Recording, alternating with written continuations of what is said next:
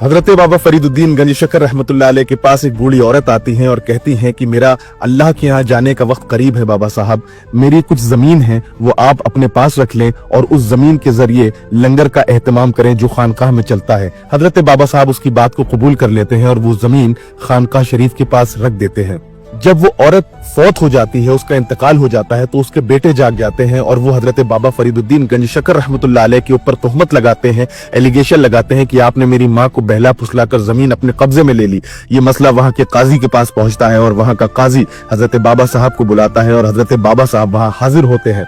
बाबा साहब कहते हैं कि क्या हुआ? वो काजी कहता है कि इस बूढ़ी औरत जिसका इंतकाल हो गया है, इसके बच्चे कह रहे हैं कि आपने इसकी माँ को बहला फुसलाकर जमीन कब्जे में ले ली। तो हजरत बाबा साहब मुस्कुराते हैं और कहते हैं कि अगर वो जमीन खुद बताए कि वो किसकी है तो क्या आप लोग यकीन मान लेंगे? लोग कहते हैं कि हाँ, हम यकीन मान लेंगे। पूरी अदालत उस जमीन के पास पहुंचती है और कस की आवाज देती है कि ऐ जमीन तू किसकी है? तो जमीन के कड़कड़ में से, जमीन के जर्रे जर्रे में से आवाज आती है कि मैं फरीद की हूँ, मैं फरीद की हूँ।